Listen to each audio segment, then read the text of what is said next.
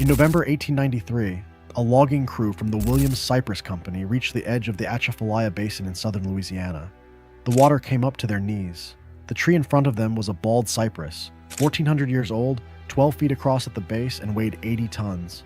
The nearest road was 14 miles away, through ground that swallowed mules whole and changed shape with every rain. They had no tractors. They had no winches rated for 80 tons. They had no road that would not sink. What they had was 60 men, 2 pairs of oxen, a steam engine bolted to a barge, and 3 months before the spring water came back and ended the season. 6 months later, that tree was lumber in a New Orleans warehouse. The crew was down to 41 men. This is the story of how a country with no machines pulled the wealth out of a swamp that fought back for 50 years. It is the story of the men who walked into water up to their armpits with chains in their hands. It is the story of the inventions that came out of necessity, the mules that died by the thousand, and the names that nobody wrote down. I have spent the last 3 months going through the company timber records of the Louisiana cypress operations between 1880 and 1925. The handwriting is careful. The columns are simple. Date, crew foreman, trees felled, board feet, men injured, men killed. The killed column is rarely empty. I read through the Joseph Rathborne Lumber Company ledgers held at the Hill Memorial Library at LSU. I read through the Lion Cypress Lumber Company hospital records at Garyville. I read the personal letters of a foreman named Charles Vivian who worked the Lake Maurepas country between 1898 and 1916. His handwriting got worse over the years. By the end, you can barely read it. The letters cover his back pain, his daughter's wedding, the men who died on his cruise, and the cypress they pulled out of the swamp. I came across the names of men in those ledgers who built a country that does not remember them.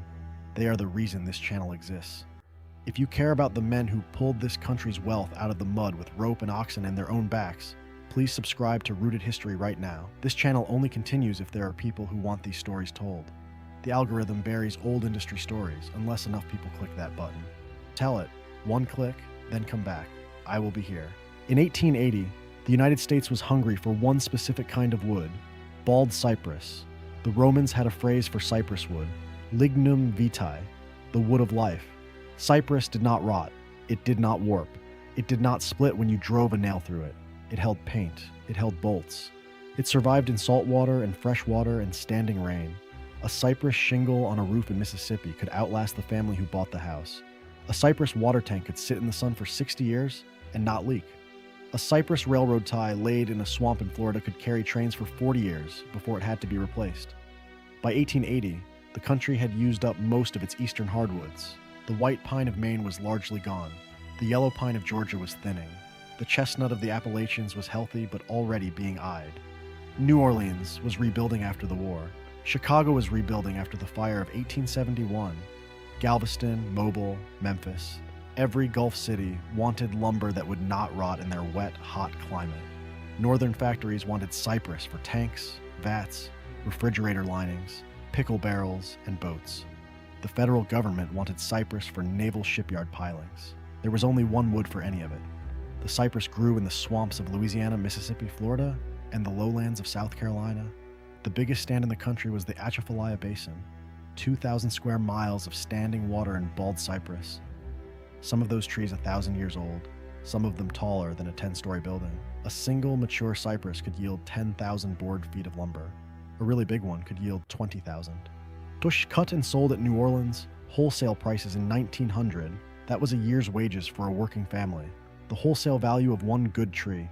There were millions of those trees in the basin, but the cypress had a defense the loggers had never met before. It grew in water. The ground around it was not ground. It was a soup of decayed leaves and standing water and roots and snakes and alligators. And the deeper you walked into it, the less you trusted what was beneath your boot. A man could step on a cypress knee and twist his knee. A man could step into a hole next to a cypress knee and disappear up to his armpits. A mule could go in and not come out. A wagon could not even reach the tree. And the tree, when you cut it, weighed 80 tons, sometimes 100. You had to get it out. The man who first figured out how to do it at scale was named Joseph Rathborne.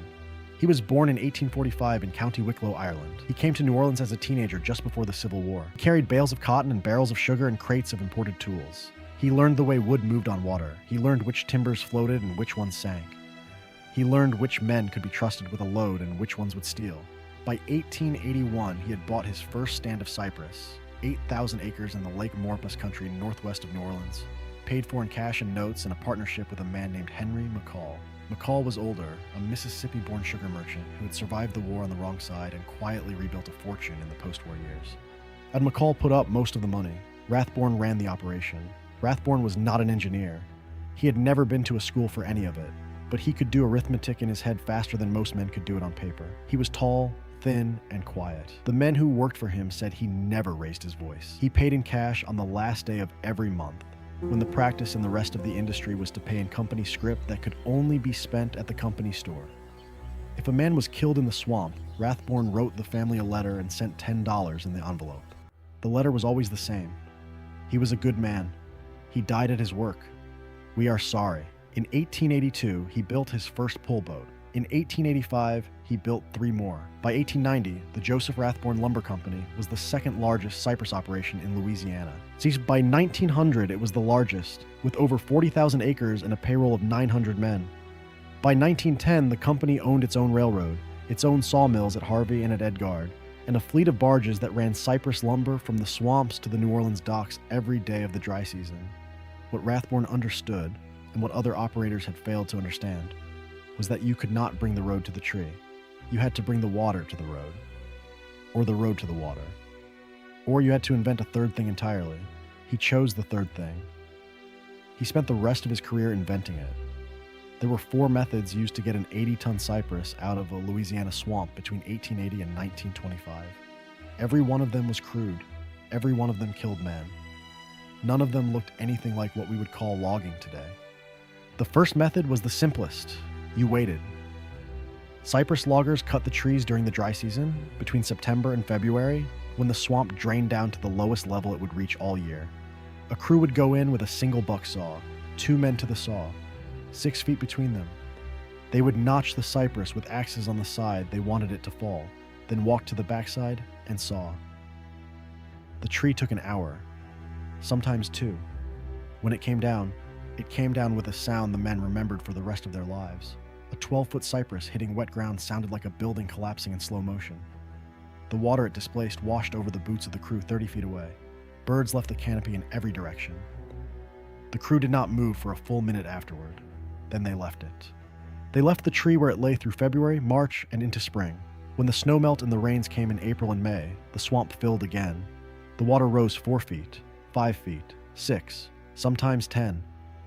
And the cypress logs, which had been lying on dry ground for months, began to float. Not all of them. The dense ones, the heart pine cypress from old trees, would sit on the bottom, but the younger trees and the lighter ends of the older ones would lift. A crew with poles and hooks could nudge them toward a channel. A single man with a pike pole, working from a flat-bottomed pirogue, could move a 6,000-pound log half a mile in a day on the right water. That was method 1. Float them out on the spring water. It worked for maybe a third of the wood. The rest had to come out a different way. And it was the heart pine cypress that was the problem. The dense centers of the oldest trees. They sank. And those were the trees that paid. A heart pine cypress section, sawn into clear lumber and shipped to New Orleans, sold for nearly twice the price of an outer ring cut from a younger tree. The whole industry was built on getting those dense centers out of the water. The other methods existed because the floating method failed for the part of the tree that was worth the most. Method 2 was the corduroy road. A corduroy road was a road built of logs laid crosswise, side by side, on top of the wet ground. You would cut smaller cypress, 6 to 8 inches in diameter, and lay them perpendicular to the direction of travel. You would lay hundreds of them. You would lay miles of them. A crew could build a quarter mile of corduroy road in a day if the ground was firm enough to support the men laying the logs. Often it was not. Crews would build 20 feet of road, walk back, and discover that what they had built that morning had sunk 8 inches into the muck overnight. The roads required maintenance every day. A crew of 4 men did nothing but follow the wagons, replacing logs that had broken or sunk or floated out of position. A corduroy road bounced. A wagon driving over one rattled the teeth of the men on it. The logs shifted. The road came apart at every junction. Where the corduroy crossed standing water, the logs would float and roll, and a wagon coming the other way could find the road moving under its wheels. Mules hated it. Many mules died on it. The records of the Louisiana lumber companies are full of dead mules. Broken legs, drowned in deep water at the side of a road, exhausted past recovery from pulling against shifting logs for 10 hours a day. The Lion Cypress Lumber Company recorded the death of 346 mules between 1898 and 1908. Average working life of a swamp mule, 2.5 years. A mule named Sweet Jesus, owned by the Lion Company and worked out of the Garyville yard, lived for 9. The records do not say what made him last so long. He was put out to a pasture in 1907 when his teeth went, and lived another 4 years on grass. The man who drove him for most of his working life was a foreman named Charles Vivian. Vivian wrote about Sweet Jesus in a letter to his daughter in 1916, 8 years after the mule had died. He said he still thought about him. The Corduroy Road, for all its bouncing and rolling and sinking, worked. A road, once built, could move a logging team and a wagon 5 or 6 miles into a swamp that would otherwise have been impassable. The road would last 1 season, then the swamp ate it. Method 3 was Silas Overpack's invention. Silas Overpack was a wheelwright in Manistee, Michigan. In 1875, the Michigan loggers were dealing with a related problem. They were trying to move giant white pine logs across ground that was alternately frozen, muddy, and rutted. They had been using sleds in the winter when the ground was hard. In the summer, they were stuck. They could not pull a 6,000-pound log across a soft road on a wheeled cart because the cart sank. Overpack built a pair of wheels 10 feet tall, just 2 of them. Big iron-rimmed wheels set on a single axle. He chained the log underneath the axle between the wheels. The chain lifted the front of the log off the ground. The back end dragged. The wheels were so tall that the log cleared all but the deepest stumps and ruts. One pair of horses could pull 6 tons of log on Overpack's wheels through ground that would have stopped a normal wagon a mile back. Overpack patented the design in 1875. The first pair sold for $50. By 1880, he was selling them by the hundred. He never advertised. The wheels sold themselves. A logging operator who watched a competitor move a load his own teams could not touch would buy a pair within the week. The big wheels reached the cypress country by 1886. For 30 years, they were the most important tool in the southern logging industry. A pair of Overpack wheels in good order, paired with a strong team of mules and a driver who knew how to balance the load, could pull a 6,000-pound cypress section out of country no other tool could touch. The wheels lasted decades. They got rebuilt, re-rimmed, repainted. The patent ran out in 1892. Overpack's competitors copied the design. By 1900, there were probably 10,000 pairs of big wheels working in the South. In some logging camps, the wheels acquired names. The largest one in the Goodyear operation on Bayou Teche was called Old Annie. A photograph from 1909 shows Old Annie with a single cypress section under her axle, 8 men standing beside her for scale. The log is taller than the men. The wheels are taller than the log. A driver who worked Old Annie for 15 years was a black freedman named Ezekiel Carter. He was 62 when the photograph was taken. He is the second man from the left, holding the offside mule by the bridle. He had been driving teams since before the war. He could load and unload a pair of big wheels alone in 20 minutes. He could read the camber of a corduroy road by looking at it and tell you within a foot where it was going to fail. The Goodyear company paid him $1.50 a day, more than any other driver on the place. He died of pneumonia in the winter of 1916. The company paid for his funeral, but the big wheels could only do so much. They could move a section. They could not move a whole tree. An 80-ton cypress had to be cut into pieces first, and the cutting itself was a problem. Because the heart pine cypress at the center of an old tree was so dense and so hard that a hand saw might take 3 hours to cross it. And once you had it in pieces, you still had to get the pieces out of the worst of the swamp, where even Overpack's wheels could not go. For that, you needed Method 4. Method 4 was the Pullboat. A pullboat was a steam engine and a winch, mounted on a flat barge, anchored in a channel of open water at the edge of the cutting area. The engine drove a drum. The drum wound a steel cable. The cable ran out into the swamp, sometimes 1,000 feet, sometimes more, ending in a hook. A crew at the cutting site would hook a section of cypress, signal the boat, and the engine would haul the section through the swamp on its side, gouging a furrow in the muck, dragging through standing water, sometimes underwater for whole stretches until it reached the channel and the boat. A typical Rathborne pullboat carried a 30-horsepower steam engine, a 6-foot drum, and 1,200 feet of 1.25-inch steel cable. The barge underneath was 60 feet long and 28 feet wide. It drew 3 feet of water loaded. It could be poled or towed into position by a smaller skiff. Once anchored, it could pull from a fixed point until the cable's reach was exhausted, then be repositioned. A pullboat could move 30,000 pounds of wet cypress in a single haul. It could pull from 1,000 feet, then be repositioned on another anchor and pull from a different angle. A good pullboat operator could clear a 5-acre cypress stand in 3 weeks, where a wagon and mule operation would have taken 3 months. The boats were dangerous in their own ways. A pullboat fire in 1908 on the Lutcher and Moore operation killed 4 men in 12 minutes. The engine's firebox cracked, dumped coals onto the deck planking, which had been soaked in axle grease and pine pitch for years, and the entire barge was ablaze by the time the crew could reach the water. 3 of the men jumped. 2 of those drowned in waders that filled too fast. The 4th, the engineer, was found at his post with his hands still on the throttle. The pullboats also destroyed the swamp. A cable dragging an 80,000-pound log gouged a trench 6 feet wide and 4 feet deep across the ground. Multiplied across hundreds of pulls per season, across thousands of acres, the trenches added up. They redirected the water. They killed the cypress seedlings that depended on the swamp's natural drainage. The Atchafalaya Basin still bears the scars. Aerial photographs of the swamp today, taken with high-resolution LiDAR, show the pullboat trenches running like rake marks across 40,000 acres of wetland that has not held a working logging operation in 70 years. The water still finds them. The trees do not grow back where the cables pulled. The pullboat was the most destructive tool the cypress industry ever used. It was also the most efficient. Between 1900 and 1925, pullboats accounted for an estimated 60% of all commercial cypress removed from Louisiana wetlands.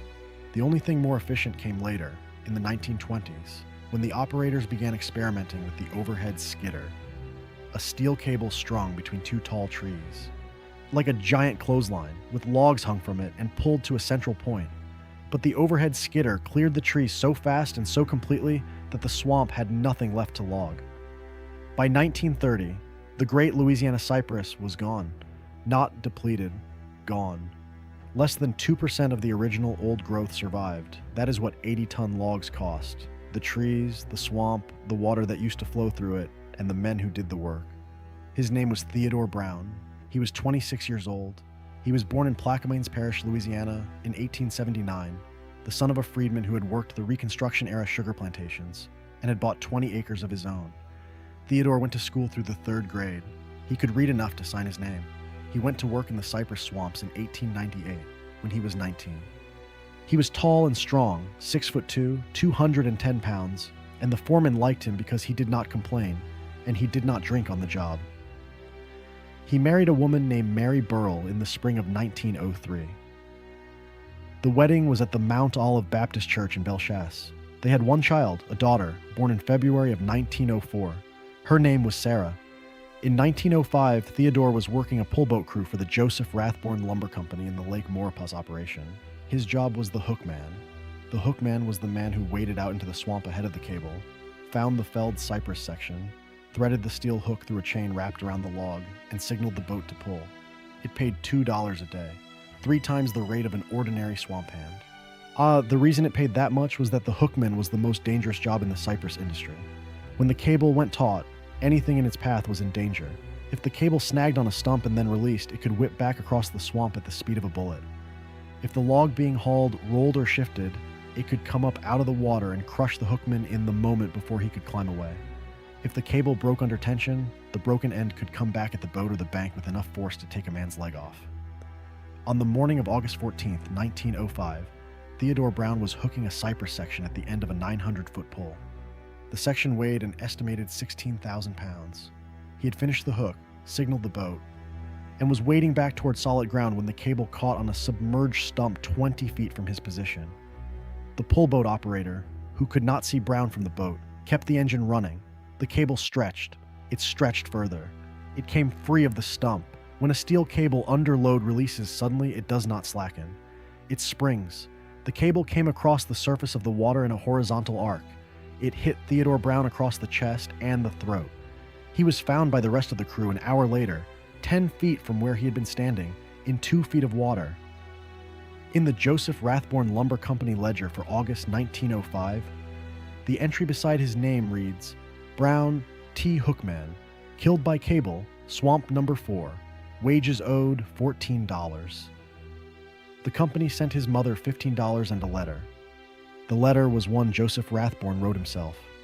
It said that Theodore had been a good man, that he had died at his work, that the company was sorry. His widow Mary remarried in 1909. Their daughter Sarah lived to be 91 years old. She died in Baton Rouge in 1995. She never met her father. He was 26 years old. There were many ways to die in the Cypress. Henry Gauthier, age 41, fell from the deck of a pullboat into deep water in 1911 while moving a coil of cable. He could not swim. The crew dragged the channel for 2 days before they found his body. His widow received $20 from the company. A man called only Big Jim in the Lutcher Company records was killed by a falling cypress in 1899. The tree fell the wrong way. Witnesses said he had time to look up, and that was all. He was buried at the company expense. Marcus Doucet, age 19, was bitten by a water moccasin in the spring of 1903 while wading toward a chain that had hung up on a knee. He walked back to camp. He died 8 hours later. The company doctor recorded the cause as snakebite, complicated by exhaustion and dehydration. A foreman named Pierre Antoine was crushed by a rolling cypress section in 1907. The log shifted on the bank. He was caught between it and a stump. The crew worked for 40 minutes with peavies and crowbars to free him. He was alive when they got the log off. He died on the way back to camp. There was a man, whose name does not appear in any record, who was found drowned in a flooded ditch on the Williams Cypress Company property in 1894. The cause of death was listed as unknown, likely fell at night, Har returning from town. He was buried in the company plot at Donner. There is no headstone. There is a cypress board with the year carved into it, nothing else. The company hospital at Garyville recorded 312 deaths between 1898 and 1925. 41 were direct logging accidents. 46 were drownings. 23 were snake bites or animal injuries. The remaining 202 were diseases of poverty and water and exhaustion. Many simply read, "Found in cabin, dead." A man who survived 10 years in the Cypress had earned every dollar twice. A man who survived 20 was rare. Before I tell you what happened to the industry, do me a second favor and subscribe. I know I keep asking. I would not if it did not matter.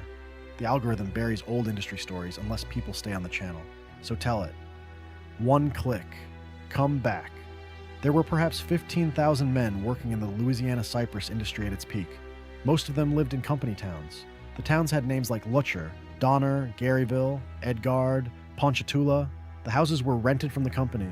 The food was bought from the company store. The doctor, when there was a doctor, was paid by the company. The wages were paid in scrip that could only be spent at the company store, which charged whatever the company decided to charge. The work was seasonal. The dry months, September through February, were the cutting and hauling season. The wet months were spent maintaining equipment, repairing pullboats, splicing cable, shoeing mules, and waiting.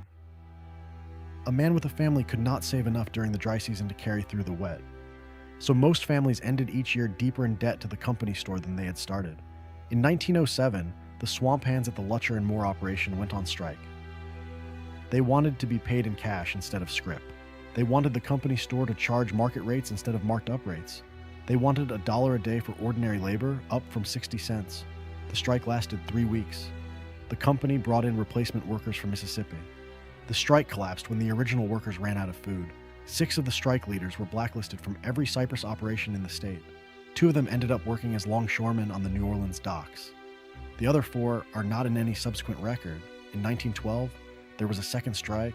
This one at the Goodyear operation. It also failed. The conditions did not change. The men did the work because there was no other work.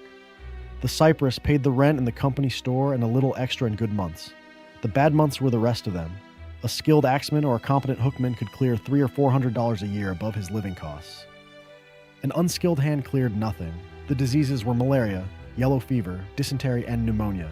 The injuries were crushed feet, broken backs, snake bites, infected cuts that turned to gangrene in the heat, and every variety of wound a man could take from a misjudged saw stroke or a falling tree. The hospital at Garyville had 8 beds. A nurse named Bertha Kailu ran it for 19 years. She kept the records that became the basis for most of what we know about cypress logging deaths today. She wrote in a clean schoolteacher's hand. She did not editorialize. She wrote the dates, the names, the causes, and the dispositions. She did this for 19 years, and she never published a word about any of it. The records sat in a metal cabinet in Garyville until 1962, when the Parish Historical Society moved them to the LSU archive. By 1925, the easily reachable cypress was nearly all cut.